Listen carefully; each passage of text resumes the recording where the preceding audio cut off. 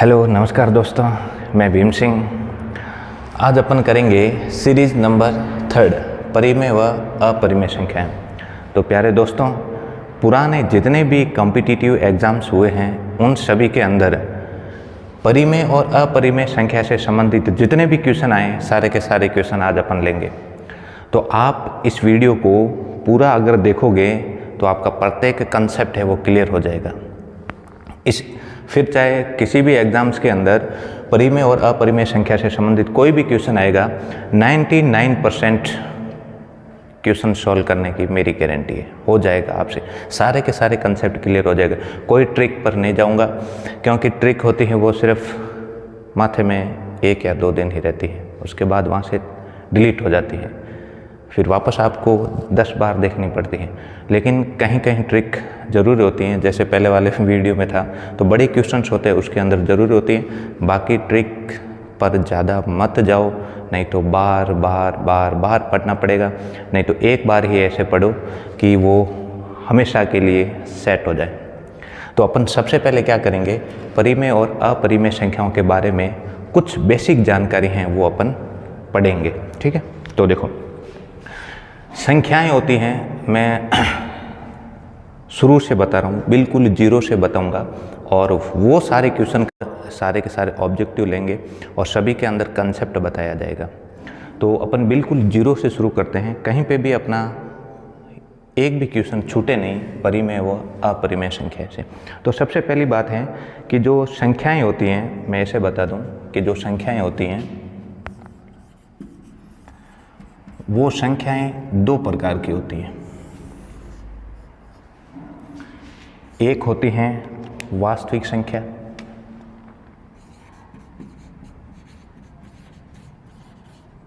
वास्तविक संख्याएं, और दूसरी होती हैं काल्पनिक संख्याएं।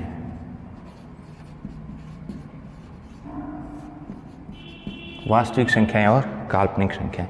वास्तविक संख्याओं के अंदर कौन कौन सी संख्याएं आती हैं वो अपन बताते हैं। तो कुछ बेसिक ज़रूरी होता है, आप बिल्कुल आराम से, अगर आपको सिलेक्शन चाहिए या आपको इसके कंसेप्ट बिल्कुल कंप्लीट होना चाहिए तो थोड़ा धैर्य रख के इन चीज़ों को बारीकी से समझे। जल्दी चक्कर में कुछ नहीं होगा, समय है वो आपका समय खराब होगा, इससे ज़्यादा कुछ भी नहीं हो सकता, ठीक है। तो वास्तविक संख्याएँ वो कौन कौन सी होती हैं? प्राकृत संख्याएँ,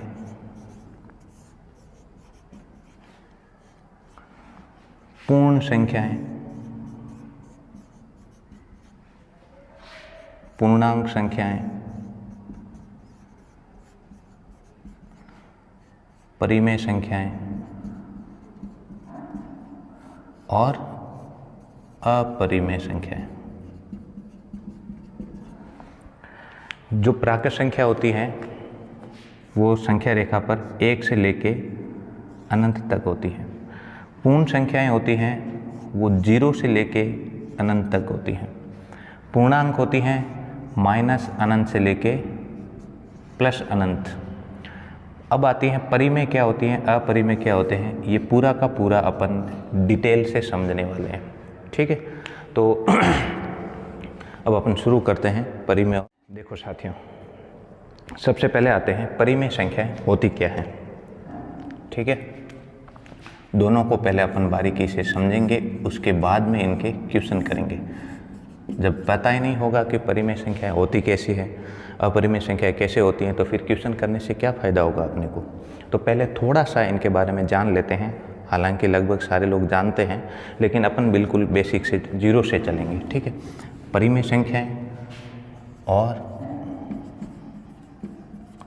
अपरिमेय संख्याएं, यहीं से क्वेश्चन बनेंगे सारे के सारे, ठीक है। देखो, परिमेय संख्या जो होती हैं वो परिमेय संख्या होती हैं, आपको पता है, अंश बटा हर में परिमेय संख्या होती है अंश बटा हर, और अंश बटा हर को क्या बोलते हैं? भिन्न। अंश बटा हर को भिन्न बोलते हैं। तो किसी भी भिन्न के अंदर, हर के अंदर कभी भी 0 नहीं आना चाहिए, यानी कि हर के अंदर कभी भी 0 नहीं आना चाहिए। यानी कि जो परिमेय संख्या होती है उसको बोलते हैं P/Q, जिसमें Q not equal to 0, Q not equal to 0। दूसरी बात ये है कि सिर्फ इतनी सी परिभाषा से काम नहीं चलेगा। इसके अंदर क्या है कि जो P और Q हैं वो कैसी संख्या होनी चाहिए, पूर्णांक होने चाहिए और जीरो नहीं होनी चाहिए, ठीक है। जिसमें Q जीरो नहीं होना चाहिए, P जीरो हो सकता है। देखो जैसे मान लो मैं अगर P की जगह जीरो रखता हूँ तो 0/2 और 1 है 2/0। बताओ दोनों में से परिमेय कौन सी है? हर के अंदर कभी भी जीरो नहीं आना चाहिए, तो ये परिमेय है नहीं, ये 0 एक परिमेय संख्या है। तो अपना एक क्वेश्चन ये बन गया कि जो जीरो है वो परिमेय संख्या है, उसको P/Q में लिख सकते हैं, Q not equal to zero है। एक और सबसे अच्छी बात ये है कि P तथा Q का HCF, P तथा Q का हाईएस्ट कॉमन फैक्टर म श प कितना होना चाहिए? एक ही होना चाहिए। मैं आपसे एक क्वेश्चन पूछ रहा हूँ कि बताओ अगर मैंने ले लिया 2/4 और एक मैंने ले लिया 1/2, बताओ इन दोनों में से परिमेय संख्या कौन सी है? अब आप बोलोगे क्या सर, ये भी तो P/Q में है और ये भी तो P/Q में है, दोनों के अंदर Q not equal to zero है, दोनों ही परिमेय संख्या है, इसका भी मान परिमेय की तरह है, इसका भी मान परिमेय की तरह है। लेकिन ध्यान रखना है क्वेश्चन ऐसे ही पूछे जाते हैं, ये परिमेय नहीं है, ये परिमेय संख्या है। बोलोगे सर क्या बात कर रहे हो, इसका भी मान तो यही है, इसका भी मान तो यही है, लेकिन ध्यान ये रखना है 2 और 4 का HCF 1 होना चाहिए, 1। इसका HCF निकाल के देखो 1 है या नहीं है, तो इसका कॉमन फैक्टर निकालते हैं, ठीक है। 2 और 4 का हाईएस्ट कॉमन फैक्टर दोनों को अलग अलग कर दो। देखो 2 का निकाल रहे हो और किसका निकाल रहे हो? 4 का निकाल रहे हो। 2 का भाग दोगे तो 1 बार, इधर 2 का दोगे तो 2 दूनी 4, 2 का दोगे तो 1 बार, तो कॉमन इसके अंदर क्या आ रहा है? 2 आ रहा है। तो इसका HCF कितना हो जाएगा? 2 हो जाएगा HCF। इसका HCF कितना हो जाएगा? 1। इसलिए ये तो परिमेय संख्या है और ये परिमेय संख्या नहीं है। दूसरा परिमेय संख्याओं के अंदर क्या आता है कि दशमलव सारी संख्याएं क्या होती है? परिमेय संख्या होती है। मैं आपसे ये पूछूं कि चलो बताओ कि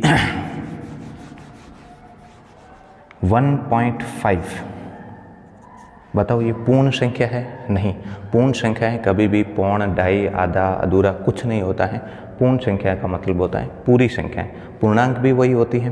तो 1.5 को क्या लिखोगे? दशमलव हटाओगे तो बट्टे में 10 लिखोगे, 5 तिया 15 और 5 दूनी 10, ये आ गया 3/2। यानी कि 3/2 जो है 2 का भाग अगर इसके अंदर दोगे तो वापस 1.5 आएगा, ठीक है। अब जो परिमेय संख्या है दशमलव वाली परिमेय संख्या है उसको अपन कैसे पहचानेंगे? 2 तरीके की होती हैं, ठीक है। जो दशमलव प्रसार होता है परिमेय संख्याओं का, अभी क्वेश्चन आगे करेंगे, ये अगर आपने ध्यान से देख लिया तो सारे के क्वेश्चन अच्छे से बनने हो जाएंगे। उनके अंदर एक्स्ट्रा कितनी कैलकुलेशन हो रहा है वो भी अपन बिल्कुल आराम से तरीके से समझेंगे। मतलब समझना ऐसे है कि ये एक बार अगर परिमेय अपरिमेय संख्या समझ लिए तो फिर उसके बाद में एग्जाम्स के अंदर सीधा आए तो अपना माथा काम करना चाहिए। ऐसा नहीं होना चाहिए हाँ आया सामने आया देख लिया काम चला गया तो फिर टाइम ही पास कर रहे हो और क्या कर रहे हो, ठीक है। तो देखो दशमलव प्रसार 2 तरीके का होता है, ठीक है। एक होता है शांत और एक होता है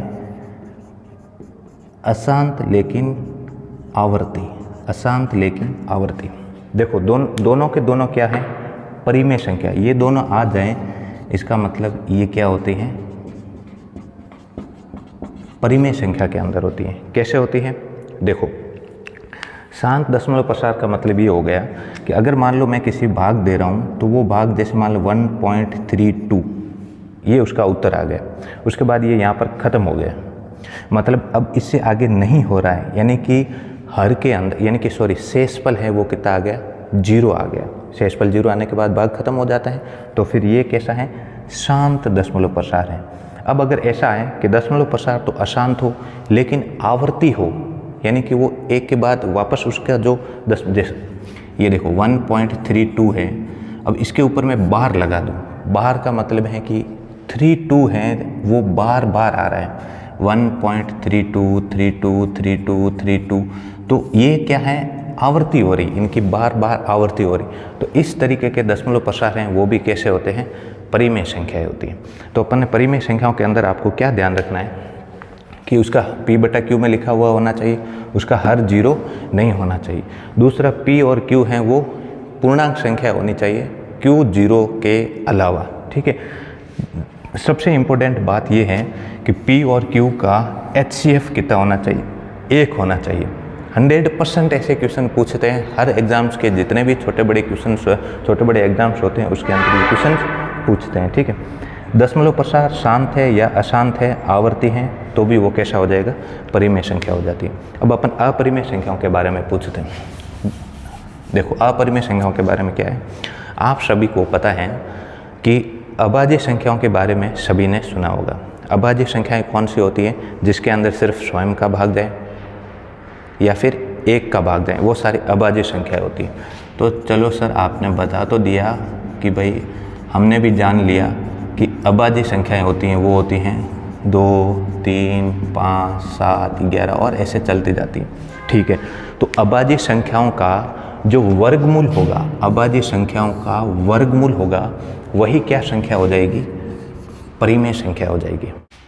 इन सभी का वर्गमूल क्या हो जाएगा, अपरिमेय संख्या। सॉरी, जितनी भी अपरिमेय संख्या होती हैं वो अभाज्य संख्याओं का वर्गमूल होती है, ठीक है।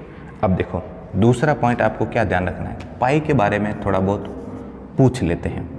जितने भी थर्ड ग्रेड एग्जाम्स हो गए या फिर ग्राम सेवक, ये पटवारी वगैरह, इसके अंदर लगभग पूछते हैं। तो जो पाई है, वो पाई एक क्या है, अपरिमेय संख्या है। अब आप बोलोगे सर पाई को तो p बटा q का मतलब है, इसको मैं 22/7 में लिख सकता हूँ, इसमें 7 नॉट इक्वल टू 0 है, तो फिर ये तो अपरिमेय होना चाहिए, परिमेय कैसे हो गया।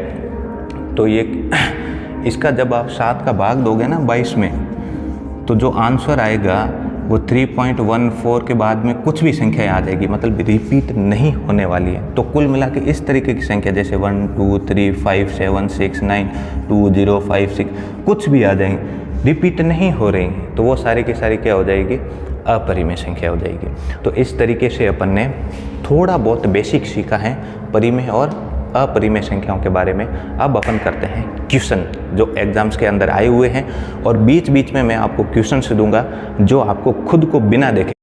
एक और पॉइंट आपको ध्यान में रखना है कि जो परिमेय संख्या होती है, परिमेय संख्या को इसके अंदर अगर आपने अपरिमेय संख्या जोड़ दी या फिर घटा दी, तो रिजल्ट जो है वो हमेशा अपरिमेय ही आएगा। रिजल्ट है हमेशा अपरिमेय आएगा।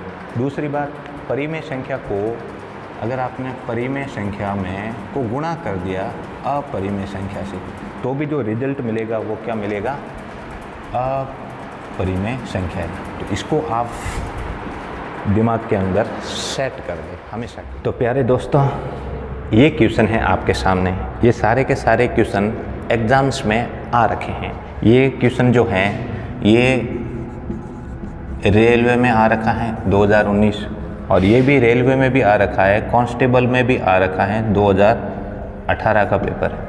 मतलब सारे के मैं पीछे चाहे इसके सन और एग्ज़ाम्स लिखूं या ना लिखूं, मैं जो आज क्वेश्चन ले रहा हूं सारे के सारे क्वेश्चन पुराने किसी न किसी एग्ज़ाम्स के अंदर आए हुए हैं, ताकि अपने को पता चल जाए कि भाई कैसे कैसे कंसेप्ट बन सकते हैं और मैं उसको कैसे सॉल्व कर सकता हूँ। चलो क्वेश्चन करते हैं। फर्स्ट यहाँ पर अपने को दे रखा है कि बताओ परिमेय संख्या कौन सी है। वो संख्या है, देखो अब इसके अंदर आपको ये ढूंढना है कि सीधा सीधा जो भी सॉल्व हो जाए, सीधा सीधा सॉल्व हो जाए, वो तो परिमेय संख्या है। अटपटा होगा, दशमलव में जैसे भी आएगा, जिसका मान कंटिन्यू चलता रहेगा, वो अपरिमेय संख्या है।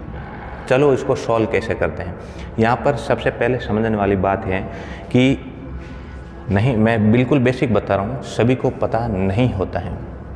ये तो पता होता है कि भाई ये चिन्ह वर्गमूल का होता है। अब यहाँ पर इस वर्गमूल के खांचे के अंदर अगर 3 हैं, इसका मतलब है, जैसे मान लो ये लिखा हुआ है 2, तो इसका मतलब है 2 की घात 1/3। यहाँ पर अगर इसके अंदर लिखा हुआ है 5, इसका मतलब 2 की घात हो गई 1/5। यहाँ पर जो भी लिखा हुआ होगा वो इसके बटे में लिखा हुआ होगा, ये ध्यान रखना। सिर्फ अंडर रूट लिखा हुआ है, सिर्फ अंडर रूट लिखा हुआ है, इसका मतलब इसकी घात होती है 1/2। मैं बिल्कुल कंसेप्ट से समझाऊंगा, कोई शॉर्ट ट्रिक्स वगैरह कुछ नहीं है। शॉर्ट ट्रिक्स सिर्फ एक दिन ही दिमाग में रहती हैं, उसके बाद में उसको बार बार देखना पड़ता है। कंसेप्ट एक बार अगर आपने सीख लिया है तो फिर कभी भी एग्ज़ाम्स के अंदर आपको दिक्कत नहीं होगी। देखो क्वेश्चन जो हैं ये हैं कि भाई अब इसको मैं सॉल्व करता हूँ। तो यहाँ पर जो खांचे के अंदर 3 है, इसका मतलब ये हुआ कि भाई ये तो होगी 2 की घात 1/3 और -2। चलो ठीक है, पहले मैं इतना ही सॉल्व कर देता हूँ, ठीक है। ये 3 है, इसका मतलब 8 की घात हो गई 1/3 और -2। ये भी यहाँ पे भी 3 है, इसका मतलब 4 की घात हो गई 1/3 -2। ये 12 है, इसका मतलब ये हो गया कि भाई 12 की घात हो गई 1/3 और प्लस का 1। अब देखो सबसे बढ़िया बात यहाँ पर 1/3 है, 2 के ऐसे टुकड़े करो कि उसकी पावर 3 आ जाए, है ना, ताकि ये आपस में कट जाए। एक घातांक नियम है, आपको ध्यान रखना होता है। अगर a की घात p की होल घात होती है q, तो घातें क्या होती है, हमेशा गुणा होती है। घातें क्या होती है, यानी कि a की घात p इंटू q हो जाएगी। अब ये जो घात है अपने पास कितना है 1/3, इसका मतलब ये कितना आना चाहिए 3 आना चाहिए, ताकि ये 3 से 3 कट जाए। तो 2 की पावर 3 ऐसा कोई है ही नहीं कि मैं इसको 2 की घात 3 के रूप में लिख सकता हूँ, इसलिए ये तो अपना नहीं होगा। अब इसको देखो, मतलब 8 को मैं 2 की घात कितनी लिख सकता हूँ, ठीक है। 8 को 2 की घात कितनी लिखें, तो देखो 8 की जगह क्या हो जाएगा, इसका अगर अभाज्य गुणनखंड करोगे तो ये आएगा 2 × 2 × 2 की घात 1/3 माइनस के 2, यानी कि इसको मैं लिख सकता हूँ 2 की घात 3 की घात 1/3 -2। अब ये घातें क्या हो जाएगी, गुणा हो जाएगी। इसका मतलब 3 से 3 कट गया, मतलब 2 बच गया, तो 2 - 2 कितना हो गया 0। मतलब ये पूरी तरीके से सॉल्व हो गए हैं, इसलिए अपना आंसर कौन सा हो जाएगा, बी हो जाएगा, ठीक है। आगे भी अपन सॉल्व, देखो यहाँ पर 4 की घात, मैं इसको ज़्यादा से ज़्यादा 2 की घात 2 लिख सकता हूँ, तो ये हो जाएगा 1/3। इसका मतलब ये हो जाएगा 2 की घात 2/3, जो अपने काम का नहीं है क्योंकि ये भिन्न के अंदर आएगी, ठीक है। ऐसे ही 12 के अंदर है। तो अब अपन क्वेश्चन नंबर 2 समझते हैं। देखो क्वेश्चन 2 ये है, यहाँ पर लिखा हुआ है 4, इसका मतलब इसके ऐसे टुकड़े करूँगा कि इसकी घात 4 आए और फिर ये 4 का मतलब 1/4 होता है, वो कट जाए। देखो मैं ये समझा रहा हूँ कि जैसे मान लो ये a है, तो a कितना है कि भाई 4√1024। एक को मैं थोड़ा पूरा कंसेप्ट से समझा देता हूँ, बाकी अपन फिर लिख देंगे, ठीक है। यानी कि ये कहना चाह रहे हैं कि भाई 1024 है, इसकी घात कितनी है 1/4। सीधी सी बात है, फिर कोई जोड़ भाग गुणा भाग नहीं करना है। ये 4 कटेगा कब, जब 1/4 के घात में, देखो 1/4 है, ये 1 कब होगा, जब गुणा में 4 आए। गुणा में 4 आए मतलब इसकी घात 4 लिखना पड़ेगा। सबसे बढ़िया है अभाज्य गुणनखंड कर लो। तो देखो 1024 के मैं क्या करता हूँ, अभाज्य गुणनखंड करता हूँ। तो सबसे पहले अभाज्य कौन, दो संख्या, तो सबसे पहले 2 का भाग देंगे 1024 में, तो 2 पंजे 10, 2 एकम 2 और 2 दूनी 4। फिर 512 के अंदर 2 का, तो ये हो जाएगा 2 दूनी 4, पीछे बच गया 1, यानी कि 11, 2 पंजे 10, पीछे बच गया 1, 12, 2 छंग 12।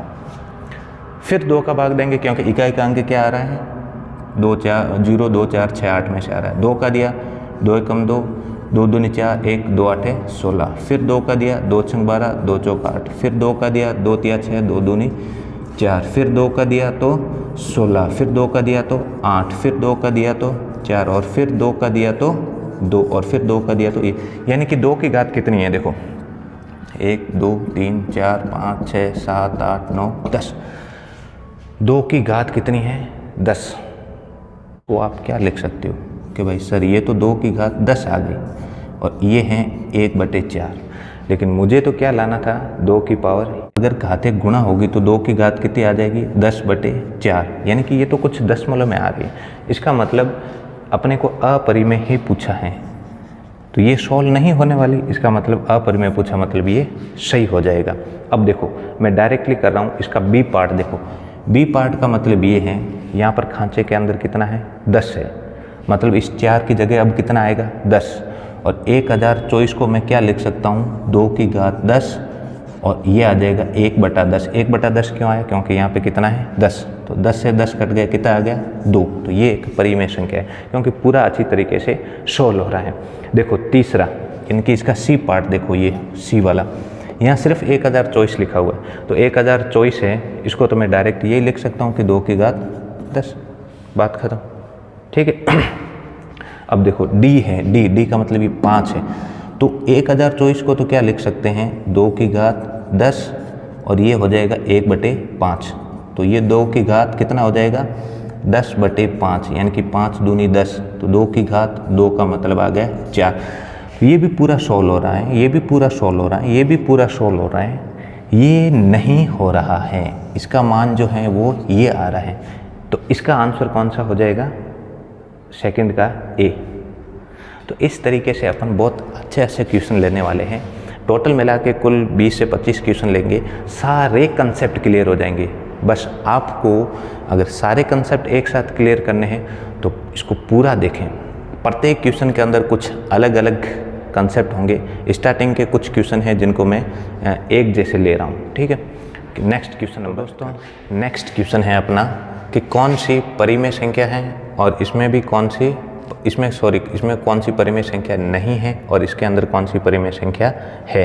तो ये सारे के सारे ये कांस्टेबल में आया हुआ क्वेश्चन है। सारे क्वेश्चंस मैं लूँगा, पीछे ज़रूर नहीं कि लिखूँ, सारे के सारे पुराने पेपर्स में आ रखे हैं, किसी न किसी एग्जाम्स के अंदर आए हुए हैं। देखो निम्नलिखित में परिमेय संख्या नहीं है, मतलब आप इसके अंदर ये ढूंढ लो कि भाई कौन कौन सी परिमेय संख्या है। तो देखो पहला है, यहाँ पर क्या आ रहा है, खांचे के अंदर 5 आ रहा है, अंदर 5 आ रहा है, इसका मतलब ज़रूर 32 को मैं क्या लिखूँगा, देखो ये ऐसा लिखा हुआ है कि 32 की घात 1/5, मैं अंडर रूट हटाऊँगा तो यहाँ जो भी संख्या होती है वो बट्टे में आती है, ठीक है। अब यहाँ ये 5 कटेगा कैसे, जब मैं 32 की पावर यानी कि किसकी पावर 5 लेके आऊँ ताकि वो कट जाए, ठीक है। तो 32 को आप अभाज्य गुणनखंड करोगे, 32 का अभाज्य गुणनखंड 2 का दोगे तो 16, 2 का दोगे तो 8, 2 का दोगे तो 4, 2 का दोगे तो 2 और 2, 1 2 3 4 5, 2 की पावर कितनी है 5 और उसकी भी पावर कितनी है 1/5। घातांक नियम क्या होते हैं, ये आपस में क्या हो जाते हैं, गुणा हो जाते हैं। तो 2 की घात 5/5 कट गया, यानी कि 2 की घात 1, मतलब ये बिल्कुल सोल्व हो गए हैं, तो ये परिमेय संख्या है। तो ये तो भाई पूछा है परिमेय संख्या नहीं, तो ये तो परिमेय संख्या है। अब आओ इसमें 64 को आप क्या लिख सकते हो, देखो सबसे पहले तो है 64 की घात 1/3, तो फिर 64 को ऐसा लिखो कि इसकी पावर 3 आ जाए, ठीक है। तो इसमें क्या होगा, देखो 4 गुणा 4 गुणा 4, 4 चौक 16, 16 चौक 64, इसकी घात 1/3, यानी कि मैं 4 की घात 3 की घात 1/3, 3 से 3 कट जाएगा, कितना आ जाएगा 4। ये भी आसानी से सॉल्व हो रहा है, मतलब पहला परिमेय संख्या है, दूसरा परिमेय संख्या है, तीसरा देखो 32 का मतलब अभी मैंने बताया था 2 की घात 5 की घात 1/4, ये 2 की घात आ गया 5/4, 5/4 का मतलब ये क्या हो जाएगा दशमलव में होगा, यानी कि ये पूरा का पूरा सॉल्व नहीं होगा। इसका मतलब ये एक परिमेय संख्या नहीं है, मतलब ये अपरिमेय संख्या है। अब इसके अंदर आओ, देखो ये इसको मैं क्या लिख सकता हूँ 27 की घात 1/3। तो 27 को ऐसा मैं क्या लिखूँ, किसकी पावर लिखूँ, किसकी पावर 3 आ जाए, तो ये 3 गुणा 3 गुणा 3 और इसकी घात 1/3, यानी कि ये 3 की घात 3 की घात 1/3, तो ये कट गया तो कितना आ गया 3, मतलब ये क्या है परिमेय संख्या है। तो इस तरीके से ये अपना क्वेश्चन नंबर 3 हो गया है। बहुत अच्छे क्वेश्चन है, मज़ा आना चाहिए, नहीं तो फिर अगर आप उदास होकर बैठे हो, कंसेप्ट क्लियर नहीं कर रहे हो, शॉर्ट ट्रिक ज़्यादा ढूंढ रहे हो, तो फिर आप कहीं ना कहीं समझ जाओ मेरी बात, ठीक है। क्वेश्चन नंबर 4 देखो, यहाँ से ये 1551 है, 1331 है, 1441 है, 1221 है, तो ये लगभग अपने को कुछ वर्गमूल 25 तक तो कम से कम याद होने ही चाहिए, ठीक है। उसको तो आप अच्छे से कर लो, 20 तक तो आप रट ही लो, ठीक है। तो यहाँ से सीधा ये दिख रहा है भाई 1331 मुझे पता है 11 का होता है 3 बार, ठीक है, यानी कि 11 गुणा 11 गुणा 11 की घात 1/3, क्योंकि ये 3 है तो ये पूरा मान होता है घनमूल होता है 11 का घनमूल कितना होता है 1331 होता है। 11 का वर्गमूल होता है 121। ठीक है, तो मैं क्या लिख सकता हूँ 11 की घात 3 की घात कितनी हो जाएगी 1/3 कट गया तो आंसर कितना आ गया 11। मतलब ये सीधा सीधा 11 आ गया, मतलब ये परिमेय संख्या है और अपना ऑप्शन आ गया है तो आगे चेक करने की ज़रूरत नहीं। तो थोड़ा इस तरीके से भी करें। नेक्स्ट क्वेश्चन लेते हैं। क्वेश्चन प्यारे साथियों, क्वेश्चन नंबर 5 जो है ये आपका होमवर्क। अब बोलो क्या मास्टर साहब स्कूल वाले बात कर रहे हो, होमवर्क है तो है, खुद से करना, खुद से आप क्वेश्चन करोगे सीखने के बाद में वही काम आएगा। यूट्यूबर ये सब पढ़ाएंगे पढ़ाते रहेंगे, लेकिन आप खुद अपने हाथ से कितना करते हो मैथ्स के अंदर सबसे इम्पोर्टेंट वही है। ये क्वेश्चन है आपको खुद से करना है। क्वेश्चन नंबर 6 है, ये मैं करवा रहा हूँ। देखो यहाँ पर क्या है, ये लिखा हुआ है अंडर रूट। ठीक है, यहाँ पर लिखा हुआ है 2, इसका मतलब है इसकी घात, ये 2 नहीं भी लिखा हुआ होगा तो भी इसकी पावर 1/2 ही होती है अंडर रूट की। ठीक है, लिखा हुआ है तब भी यही बात है।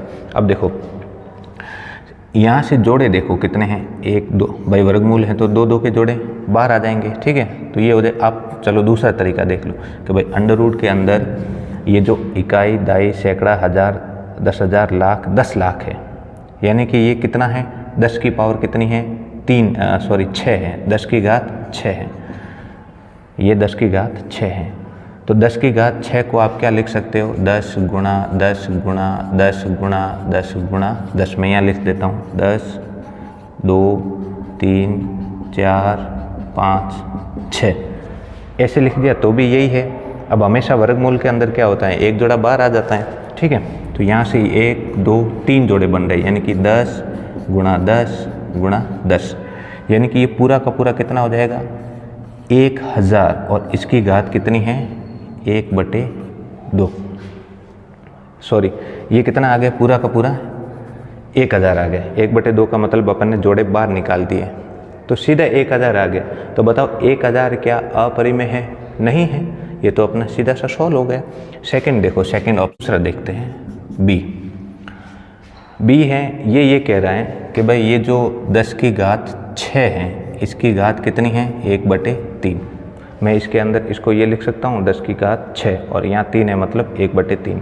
तो सीधी बात है कि घातें क्या हो जाएगी गुणा हो जाएगी। ठीक है, गुणा 1/3, 3 एकम 3, 3 दूनी 6, 10 की घात 2 कितना आ गया 100, मतलब 100 सीधा आ गया, मतलब ये परिमेय है। अभी ये नहीं आया है सी। देखो सी का मतलब ये है कि भाई ये 10 की घात 6 तो अंदर है, ऊपर पावर कितनी आएगी 1/4, यानी कि 10 की घात 6 गुणा 1/4, 4 2 दूनी 4, 2 तिया 6, ये 10 की घात आ गई 3/2। ये पूरा अच्छे तरीके से सॉल्व नहीं है, इसलिए ये अपना यहाँ से आंसर आ गया है कि आंसर सी है वो अपरिमेय संख्या है। अब इसको भी सॉल्व करके देख लेते हैं क्या आता है। इसको तो मैं क्या लिखूँगा 10 की घात 6, 1 2 3 4 5 6, 10 की घात 6 की घात कितनी है 6 है ना 1/6, तो ये हो जाएगा 10 की घात 6 गुणा 1/6, इसका मतलब ये आ गया 10। तो देखो पहले के अंदर सीधा 1000 आ गया था, दूसरे के अंदर 100 आ गया था, तीसरे के अंदर 10 आ गया, तो ये तो पूरी तरीके से सॉल्व हो रहा है। ठीक है, यह अपना है वो पूरी तरीके से सॉल्व नहीं हो रहा है, इसलिए अपना आंसर हो जाएगा ये। ठीक है, नेक्स्ट क्वेश्चन करते हैं। नेक्स्ट क्वेश्चन है प्यारे दोस्तों कि इसमें से किस संख्या का वर्गमूल परिमेय होगा। तो किस संख्या का वर्गमूल परिमेय होगा, अब अपने को इसके सारा पूरा वर्गमूल नहीं निकालना है, अपने को क्या है एक कंसेप्ट इसके अंदर है वो यूज करना है। कंसेप्ट क्या है कि कंसेप्ट ये है कि इनके इकाई के अंक देखने हैं, इकाई का अंक, इकाई का अंक और इकाई का अंक। अब देखो यहाँ लिखा हुआ है कि वर्गमूल, तो आप सबसे पहले 1 से 10 तक के वर्गमूल निकालो और उनके इकाई के अंक क्या है देखो। वो इकाई के अंक अगर यहाँ कहीं मिल जाए तो उनका वर्गमूल क्या होगा परिमेय होगा। That's clear. देखो अगर मैं वर्गमूल निकालता हूँ 1 का 1, 2 का 4, ये लगभग सभी को याद है। 4 का 16, 5 का हो जाएगा 25, 6 का हो जाएगा 36, 7 का हो जाएगा 49, 8 का हो जाएगा 64, 9 का हो जाएगा 81 और 10 का हो जाएगा 100। अब अगर इकाई का अंक कहीं पर भी एक आए, क्या आए बच्चों, इकाई का अंक क्या आ जाए, एक आए तो फिर वर्गमूल परिमेय होगा। इकाई का अंक 4 आ जाए तो भी वर्गमूल परिमेय होगा। इकाई का अंक 9 आ जाए तो भी वर्गमूल परिमेय होगा। इसके अंदर इकाई का अंक कितना है, 6, इकाई का अंक 6 आ जाए तो भी वर्गमूल परिमेय होगा। इकाई का अंक 5 आ जाए तो भी वर्गमूल परिमेय होगा। अब इसमें से सारा लगभग आ चुका है। अगर इकाई में लास्ट में 2 जीरो आए तो भी उनका वर्गमूल परिमेय होगा। चलो देखो, इकाई का अंक 1 किसी में भी नहीं है, 4 किसी में भी नहीं है, 9 किसी में भी नहीं है, 5 2 3 8 ये 5 ये रहा, इसका इकाई का अंक 5 आ रहा है। इसका मतलब इसका वर्गमूल परिमेय होगा। ये कंसेप्ट अगर आपका क्लियर है तो आप क्वेश्चन नंबर 8 है खुद से करें। नेक्स्ट क्वेश्चन है 9 कि भिन्न तथा परिमेय संख्या में क्या अंतर है। बहुत इंपॉर्टेंट है, भिन्न तथा परिमेय संख्या के अंदर अंतर क्या है। देखो अपन ऐसे समझते हैं, ये संख्या रेखा है, इस संख्या रेखा पर बहुत सारी संख्याएं होती हैं, ठीक है। अब परिमेय संख्या क्या होती है, परिमेय संख्या क्या होती है जिसको P/Q में लिख सकते हैं और Q नॉट इक्वल टू 0 हो।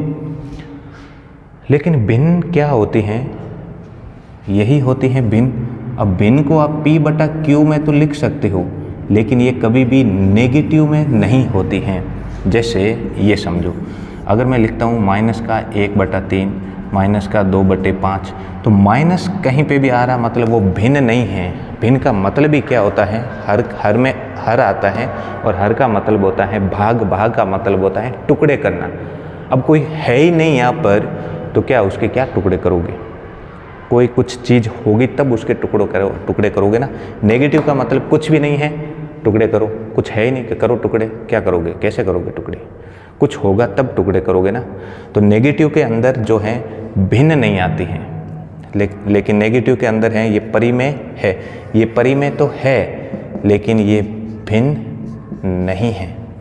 तो ये क्वेश्चन था क्वेश्चन नंबर 9। नेक्स्ट का प्यारे साथियों क्वेश्चन नंबर है 10। इसके अंदर आपको बताना है क्या ये परिमेय है या अपरिमेय है। मैंने अभी आपको बता रखा है कि एक परिमेय संख्या और एक अपरिमेय संख्या का अगर आप योग करोगे या माइनस करोगे, घटाव करोगे तो भी अपरिमेय आएगी। परिमेय संख्या और अपरिमेय संख्या का आप गुणा करोगे तो भी अपरिमेय संख्या आएगी। देखो यहाँ पर ये 3 और 11 ये अभाज्य संख्या है और अभाज्य संख्याओं का वर्गमूल क्या होता है, अपरिमेय। ये भी अपरिमेय है और ये भी अपरिमेय है। तो दो अपरिमेय संख्या और अपरिमेय संख्याओं का योग भी क्या आता है, अपरिमेय। तो पहला तो हो गया अपना अपरिमेय संख्या। दूसरा देखो यहाँ पर अगर आप इसको सॉल्व करोगे तो ये अंडर रूट के अंदर आ जाएगा 2 × 3 यानी कि √6। √6 का कोई परफेक्ट वैल्यू नहीं है, दशमलव में वगैरह कुछ आएगी लेकिन परफेक्ट अपन नहीं बता सकते हैं। जैसे मान लो √4 की है, √4 की कितनी है 2। तो ये भी क्या है, एक इरेशनल अपरिमेय संख्या, इसको अपन ले लेते हैं। अब यहाँ आओ, यहाँ पर देखो ये एक फॉर्मूला दिखाई दे रहा है, ये हैं a और ये हैं b। तो ये हो रहा a + b का होल स्क्वायर, और a + b का होल स्क्वायर क्या होता है, a² + b² + 2ab। a square यानी कि √5 का स्क्वायर प्लस b यानी कि √11 का स्क्वायर प्लस 2a का मान कितना है, √5 और b का मान है √11।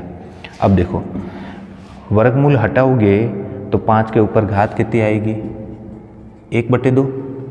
इस पूरे की घात कितनी है, 2 प्लस 11 के ऊपर से वर्गमूल हटाओगे तो 1/2 और इस पूरे की घात है 2 प्लस 2।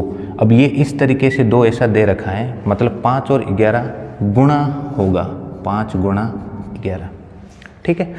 घातें हमेशा गुणा होती हैं। अब वैसे डायरेक्ट लिखा जा सकता है कि √5 गुणा √5, अपने को पता है कितना होता है, 5 होता है, क्योंकि इसकी घात 5 की घात कितनी है, 1/2 गुणा 5 की घात कितनी है, 1/2। घातें गुणा में है तब हमेशा घातें क्या हो जाएगी, जुड़ जाएगी। कई कंसेप्ट होते हैं इनको सॉल्व करने के। तो ये 5 की घात 1, 5 की घात 1 का मतलब कितना आ गया, 5 आ गया। तो ये हो जाएगा 5 प्लस ये हो जाएगा 11 प्लस ये हो जाएगा 2 अंडर रूट 11 पंजे 55। 11 और 5 तो कितने हो गए 16 प्लस 2 अंडर रूट 55। ये तो चलो ठीक है, लेकिन इसके अंदर आप जोड़ के आ रहे हो। अंडर रूट 55 की कोई परफेक्ट वैल्यू नहीं है, किसी का परफेक्ट ये स्क्वायर नहीं है, ठीक है। इसलिए ये ओवरऑल पूरा का पूरा क्या हो जाएगा, अपरिमेय संख्या। तो इस तरीके से अपना क्वेश्चन नंबर 10 कंप्लीट हो गए हैं। तो अपन नेक्स्ट जब भी परिमेय और अपरिमेय संख्याओं का कोई अगर वीडियो बनाएंगे तो उसके अंदर इनके अलावा कोई 1-2 कंसेप्ट और होंगे, वो लेंगे। सारे के सारे क्वेश्चंस हैं, किसी न किसी एग्ज़ाम्स के अंदर आए हुए हैं, और भी अपन अगर बाद में करेंगे। जो भी यहाँ पर कर रहे हैं वो सारे maths for all competitive exams के अंदर एक तो आप क्लास 9th और 10th दोनों के मैथ्स यहाँ पे बिल्कुल बेसिक से पढ़ाई जा रही हैं। दोनों के वीडियो कॉम्पिटिशन्स एग्ज़ाम्स के अंदर 100% दोनों के जो बेसिक हैं, 9th-10th के जो बेसिक हैं उनका जो इंट्रोडक्शन है वो 100% पूरा का पूरा किसी न किसी एग्ज़ाम्स के अंदर आता है। आप उसको छोड़े नहीं, क्योंकि बेसिक तो वही है, वहीं से उठा के क्वेश्चन देते हैं एग्ज़ाम्स के अंदर, ठीक है। तो आशा करता हूँ आपको ये वीडियो अच्छा लगा होगा। तब तक के लिए